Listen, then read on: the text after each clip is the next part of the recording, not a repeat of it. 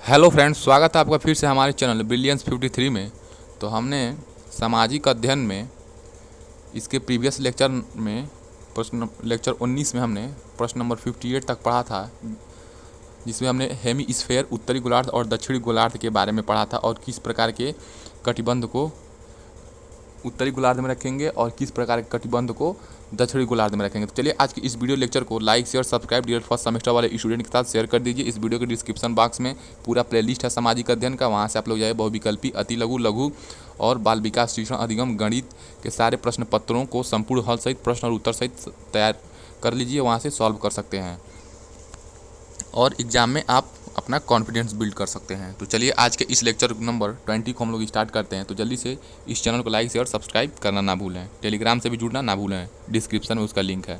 प्रश्न नंबर 59 है, मानचित्र क्या है? मानचित्र के दो प्रयोग लिखिए अथवा मानचित्र का क्या अर्थ है, इसके उद्देश्यों का वर्णन कीजिए। तो मानचित्र के उद्देश्य क्या हो जाएंगे? तो मानचित्र का अर्थ एंड परिभाषा, meaning and definitions of map. ठीक है, मैप आपने सभी देखा है। ठीक है, मान लीजिए अगर ये भारत का मैप है, भारत का मैप कैसे है? ऐसे है। ठीक है, मान लीजिए भारत का मैप है। ठीक है, ये मान लीजिए भारत का मैप है, ये इसमें थोड़ा दिक्कत हो रहा बनाने में। ठीक है, तो मानचित्र या मैप शब्द लैटिन भाषा के मैप्पा, देख लीजिए इसका स्पेलिंग देखिए, मैप्पा का, मैप्पा शब्द से बना है। ठीक है, ठीक है, मैप्पा शब्द से बना है। चिरसम्मत क्लासिकल, लैटिन में मैप्पा का अर्थ कपड़े का मेजपोश या रुमाल होता है। यानी कि जो मैप्पा वर्ड है, मैप लिया गया लैटिन वर्ड से, तो मैप्पा को हम लोग क्या कहते हैं? क्लासिकल लैटिन के लैंग्वेज, यानी कि पुराने जो क्लासिकल लैटिन लैंग्वेज थे उसमें हम क्या कहते हैं? कपड़े का मेजपोश या रुमाल कहते हैं। ठीक है, अतः मध्यकालीन युगों में कपड़े पर संसार के चक्र मानचित्र मैप्पा मुंडी, ठीक है, मैप्पा मुंडी कहे जाने लगे। ठीक है, यानी कि पहले मैप्पा था और जो मध्यकालीन युग में जो कपड़े के संसार का मैप बनाया जाता था उसे क्या कहते थे? मैप्पा मुंडी। ठीक है, स्पेलिंग आप लोग देख सकते हैं मैप्पा मुंडी का कैसे है। ठीक है, संभवतः मैप्पा मुंडी शब्द को सर्वप्रथम 840 में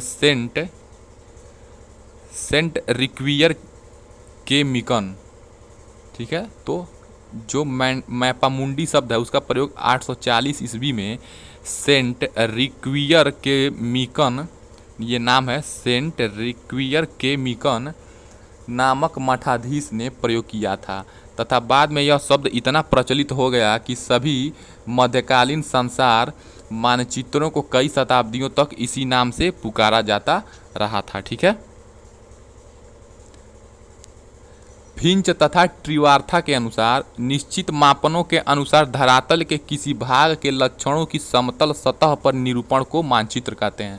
यानी कि फिंच तथा ट्रिवार्था के अनुसार मैप का डेफिनेशन क्या हो जाएगा कि कोई एक फिक्स मापन ले लेते हैं इस धरातल का, इस भूमि का, ठीक है, और इसके किसी भी जगह का क्या करते हैं, उसका लक्षण क्या कैरेक्टरिस्टिक्स हैं उसके बारे में हम लोग क्या करते हैं? निरूपित करते हैं, यानी कि रिप्रेजेंट करते हैं अगर उस फिक्स एरियाज को, तो क्या कहलाएगा? आपका मैप या मानचित्र कहलाएगा।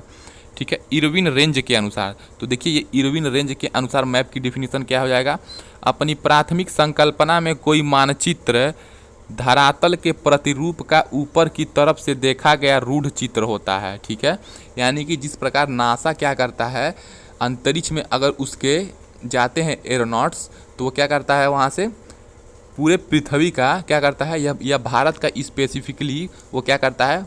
मानचित्र डिसाइड करता है और क्या करता है? वो प्रकाशित करता है। ठीक है, आप लोग इंटरनेट पे सर्च मार के देख सकते हैं, जिसमें पहचान के लिए अक्षर लिख दिए जाते हैं। ठीक है, अंतरिक्ष से देखने पे हमारा जो भारत है और इसका शेप दिखाई देता है, जिस प्रकार आप लोग मानचित्र में देख सकते हैं। और ये जो ये पूरे पृथ्वी है आपका नीला नीला दिखाई देता है अंतरिक्ष से, इसीलिए पृथ्वी को नीला ग्रह कहते हैं। तो मानचित्र का क्या उपयोग है? तो यात्रा संबंधी मानचित्र, आपको पता है आजकल गूगल मैप के सहारे लोग कहाँ कहाँ ट्रैवल कर रहे हैं, रास्ते भूलने से उसका उपयोग किया जा रहा है।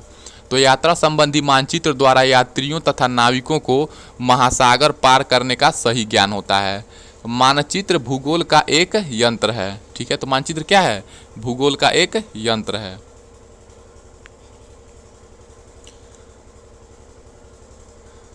यह मार्ग निर्देशक का कार्य करता है। राष्ट्रीय सुरक्षा, युद्ध तथा सैनिक कार्यों के लिए भी मानचित्र का अत्यधिक महत्व है। ठीक है, आपको पता है नेशनल सिक्योरिटी के पर्पज़ से जो भी आर्मी वगैरह होती है और कोई भी हमारे देश की सैनिक कार्य होते हैं या अभ्यास होते हैं, उसमें मानचित्र का उपयोग किया जाता है। देश, प्रांत, तहसील, विकास खंड आदि की सीमाओं का निर्धारण भी मानचित्रों द्वारा होता है। ठीक है, मानचित्र के उद्देश्य, पर्पज ऑफ मैप। मानचित्र बनाने के दो प्रमुख उद्देश्य हैं। प्रथम, हमारी पृथ्वी का आकार इतना विशाल है कि इसके संपूर्ण भाग को एक साथ आंख से देखना असंभव है। ठीक है, पृथ्वी इतनी बड़ी है कि इसको एक साथ हम लोग पूरे पृथ्वी को अपने नग्न आंखों से नहीं देख सकते हैं।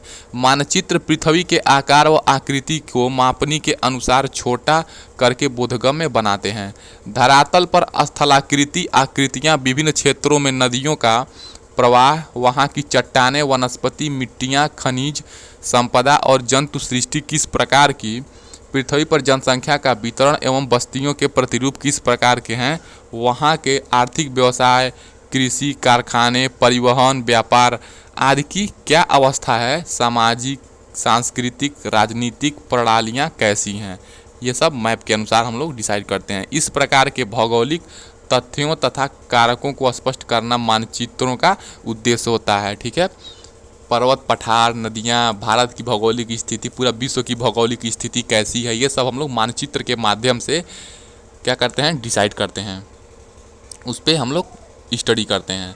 देखिए नेक्स्ट प्रश्न क्या है,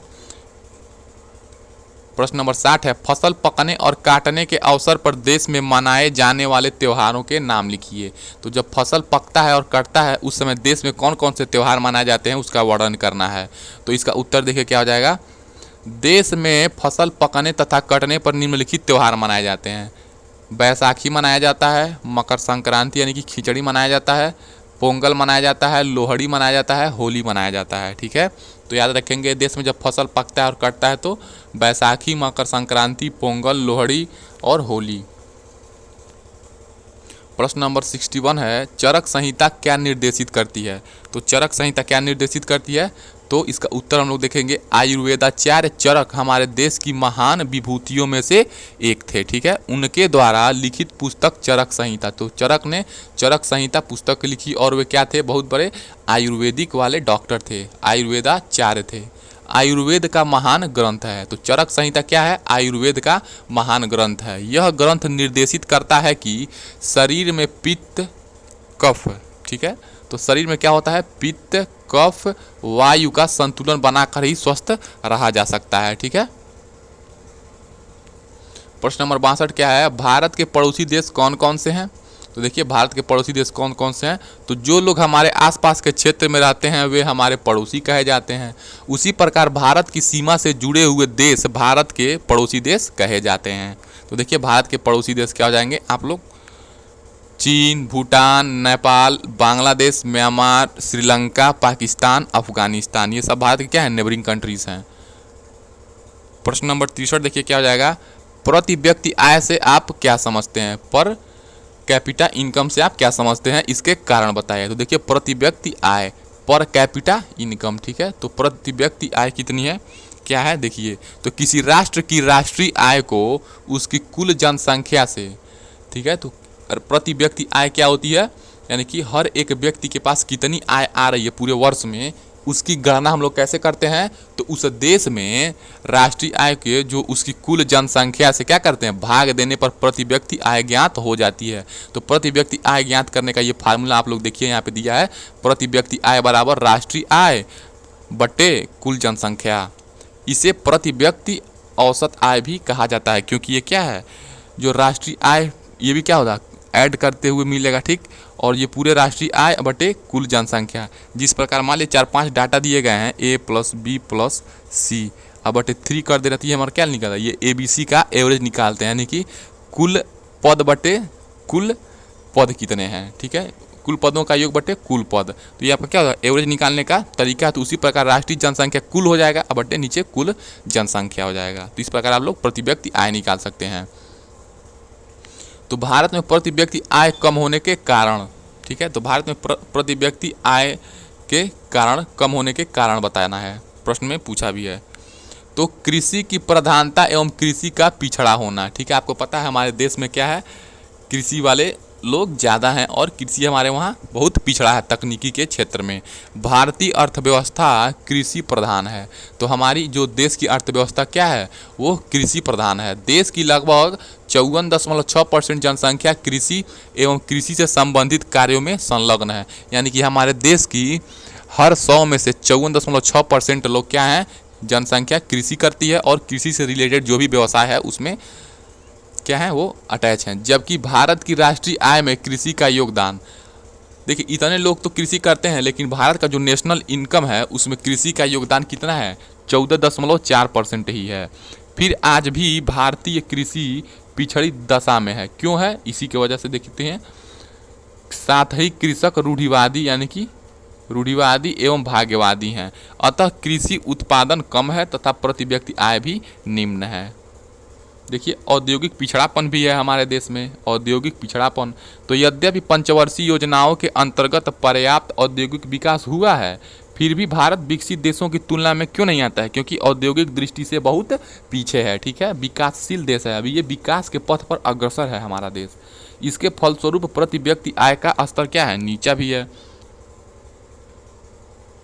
जनसंख्या में तीव्र गति से वृद्धि है। ठीक है, हमारे देश में जनसंख्या की वृद्धि बहुत तेज़ी से हो रहा है। हमारे देश की जनसंख्या लगभग 121.05 करोड़ है। ठीक है, ये पहले का डाटा है, लेकिन हमारे देश की जनसंख्या इस टाइम कितना हो गया है, 135 करोड़ से ऊपर हो गया है। ठीक है, और उसमें तीव्र गति से वृद्धि हो रही है। जन के अधिकता के कारण भी प्रति व्यक्ति आय निम्न रहती है। ठीक है, 1 लोग कमाने वाले हैं, 10 लोग खाने वाले हैं। प्रश्न नंबर 64 क्या है, नगर पंचायत का गठन कब हुआ, इसके कार्यों को बताइए। तो नगर पंचायत देखिए, तो नगरीय स्वायत्त शासन विधि, ठीक है, संशोधन अधिनियम। तो नगरीय स्वायत्त शासन विधि अधिनियम 1994 के अनुसार उत्तर प्रदेश में 30,000 से 1 लाख की जनसंख्या वाले, यानी कि वहाँ पे क्या होना चाहिए, 30,000 से क्या होना चाहिए, 1 लाख होना चाहिए। ठीक है, 1 लाख जनसंख्या वाले क्षेत्रों को संक्रमणशील क्षेत्र घोषित किया जाएगा तथा ऐसे प्रत्येक क्षेत्र हेतु एक नगर पंचायत होगा। तो नगर पंचायत क्या होगा, उत्तर प्रदेश में जो अधिनियम आया था नगरीय स्वायत्त शासन विधि अधिनियम 1994 के अनुसार 30,000 से जनसंख्या होना चाहिए और 1 लाख से थोड़ा सा कम होना चाहिए, होने वाले 1 लाख होने वाले क्षेत्रों को क्या कहेंगे, संक्रमणशील क्षेत्र घोषित किया जाएगा और उन्हें क्या कहा जाएगा, नगर पंचायत कहा जाएगा। तो संक्रमणशील क्षेत्र क्या होते हैं, देखिए, तो संक्रमणशील क्षेत्र से आशय ऐसे क्षेत्र से है जो ग्रामीण क्षेत्र से नगर बनने की ओर अग्रसर है। यानी कि गांव का विकास जैसे जैसे होता चला जाता है वो क्या होता है, आपका नगर पंचायत बनने की ओर स्टार्ट हो जाता है। उत्तराखंड राज्य के जिलों में 15,000 से अधिक जनसंख्या वाले स्थानों पर भी नगर पंचायत की स्थापना की जा सकती है। यानी कि उत्तर प्रदेश का क्राइटेरिया नगर पंचायत होने के लिए 30,000 से 1 लाख जनसंख्या होना चाहिए, लेकिन उत्तराखंड राज्य में आपका 15,000 से अधिक जनसंख्या है तो उत्तराखंड में नगर पंचायत मान लिया जाएगा। तो देखिए नगर पंचायत का गठन, देखिए प्रत्येक नगर पंचायत में एक अध्यक्ष एवं 3 निम्नलिखित प्रकार के सदस्य होते हैं। तो नगर पंचायत में क्या होता है, एक अध्यक्ष होता है और 3 उसके सदस्य होते हैं। तो देखिए निर्वाचित सदस्य होते हैं। नगर पंचायत में निर्वाचित सदस्यों की संख्या कम से कम 10 एवं अधिकतम 24 होगी। ठीक है, यानी कि नगर पंचायत में जो निर्वाचित सदस्य होंगे 10 होगी चाहे 24 होगी, मिनिमम 10 और मैक्सिमम 24।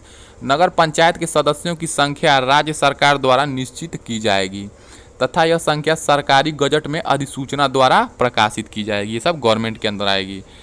उसके बाद आपका हो जाएगा पदेन सदस्य।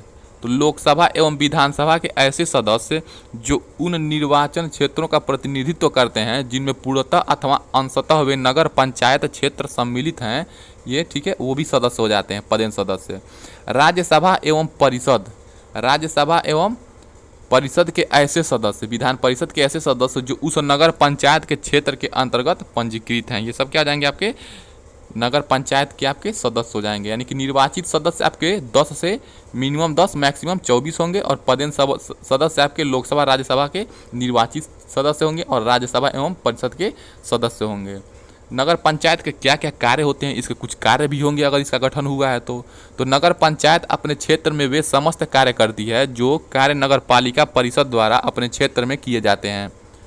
नगर पंचायत के प्रमुख कार्य इस प्रकार से हैं, देखिए, सार्वजनिक सड़कों, स्थानों व नालियों की सफाई तथा रोशनी का प्रबंध, पर्यावरण की रक्षा, समाज के कमजोर व्यक्तियों के हितों की रक्षा, पार्क एवं स्वच्छ पेयजल की व्यवस्था, जन्म तथा मृत्यु का पंजीयन, प्रसूति केंद्रों तथा शिशु गृहों की व्यवस्था, पशु चिकित्सालयों तथा प्राथमिक स्कूलों की व्यवस्था, अग्निशमन की व्यवस्था तथा कानून द्वारा सौंपे गए और अन्य समस्त दायित्वों की पूर्ति। ये सब क्या है, नगर पंचायत के कार्य हो गए। आप लोग देखिए यहाँ पे समझ जाइए, ध्यान से समझ सकते हैं आप लोग। देखिए प्रश्न नंबर 65 क्या है, मिस्र सभ्यता में मिले पिरामिडों का वर्णन कीजिए। तो मिस्र के जो पिरामिड है, गीजा का पिरामिड, उसका बारे में, जो मिस्र की सभ्यता में पिरामिड था उसका वर्णन करना है। तो पिरामिड की क्या क्या विशेषताएं हैं, चलिए हम लोग देखते हैं। तो गीजे मिस्र का सबसे प्रसिद्ध पिरामिड माना जाता है। तो गीजा का पिरामिड क्या होता है, मिस्र का सबसे प्रसिद्ध पिरामिड है। यह पिरामिड 23 लाख ठोस पत्थरों के टुकड़ों से निर्मित किया गया है। तो जो गीजा का पिरामिड है वो 23 लाख ठोस पत्थरों के टुकड़ों से निर्मित किया गया है। प्रत्येक पत्थर का वजन लगभग 2/1/2 गीजे, यानी कि 2 दूना 4 1 5, यानी कि 5/2 गीजे। पिरामिड की ऊंचाई कितनी है, 146.61 मीटर, यानी कि पिरामिड की ऊंचाई कितनी है, 146.61 मीटर, और इसका वजन कितना है, 2/1/2 गीजे है। तथा धरातल पर प्रत्येक भुजा की लंबाई, ठीक है, तो आपको पता है पिरामिड आपका ऐसे त्रिभुजाकार टाइप में है, पिरामिड शेप में है, तो ऐसे होता है आपका पिरामिड, ठीक है। 3D में, चूंकि आपको यहाँ पे दिखने में दिक्कत होगा, ऐसे रहता है, ऐसे, ठीक है, ऐसे रहता है 3D टाइप में।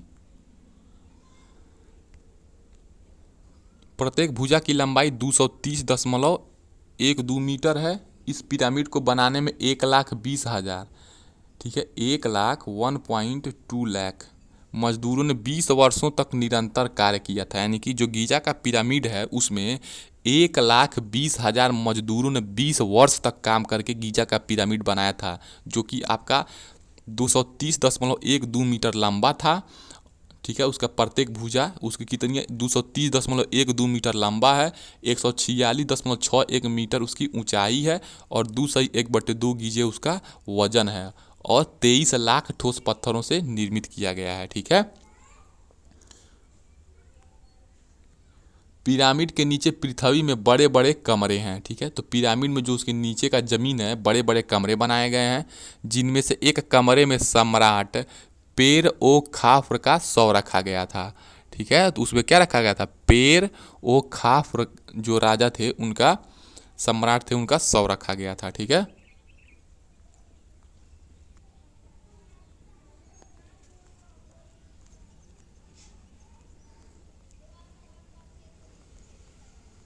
देखिए नेक्स्ट प्रश्न क्या है आपका, प्रश्न नंबर 66 है, अर्थशास्त्र की परिभाषा अर्थशास्त्रियों के दृष्टिकोण से दीजिए।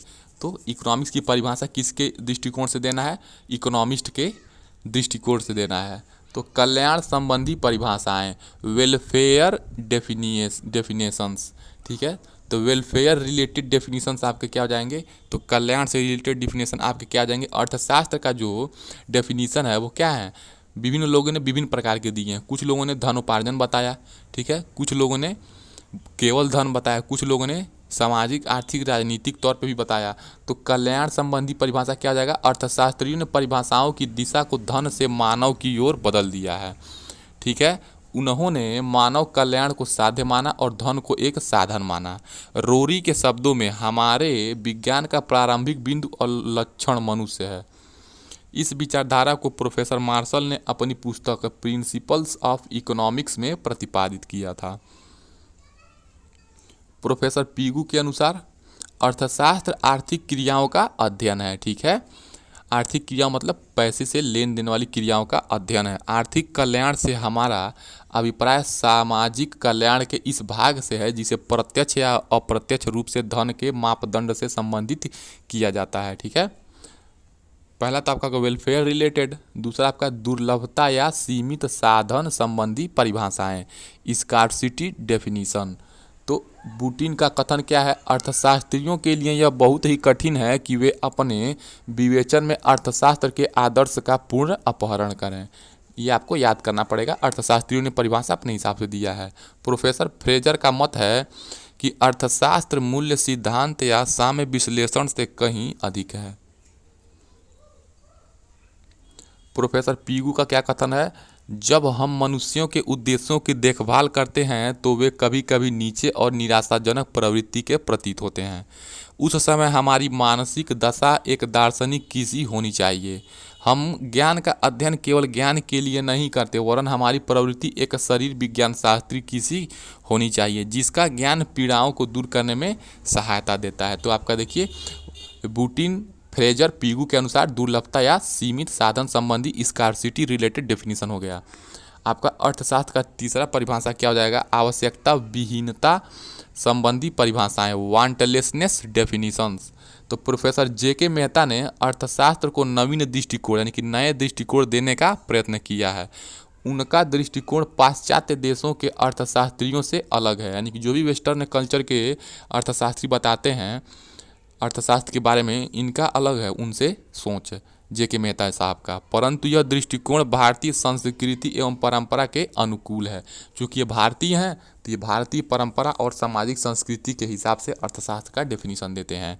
तो भारतीय विचारकों, महर्षियों आदि ने हमेशा इस बात पर बल दिया है कि मनुष्य को अपनी इच्छाओं को कम करना चाहिए। साथ ही उन्होंने सादा जीवन और उच्च विचार के आदर्श पर बल दिया था। ठीक है, प्रोफेसर मेहता ने इन शब्दों को आर्थिक शब्दों में प्रकट करने का प्रयास किया है। उसका मत है कि वास्तविक सुख इच्छाओं की अधिकता में नहीं वरन उन्हें कम करने में है। प्रोफेसर मेहता ने इच्छाओं से मुक्ति पाने की समस्या को आर्थिक समस्या कहा है, क्योंकि इच्छाओं को कम करने से ही वास्तविक सुख की प्राप्ति होगी। ठीक है, तो ये आवश्यकता विहीनता रिलेटेड हो गया आपका। चौथा आपका अर्थशास्त्र का डेफिनेशन क्या हो जाएगा, विकास केंद्रित परिभाषाएं, ग्रोथ सेंटर्ड डेफिनेशंस।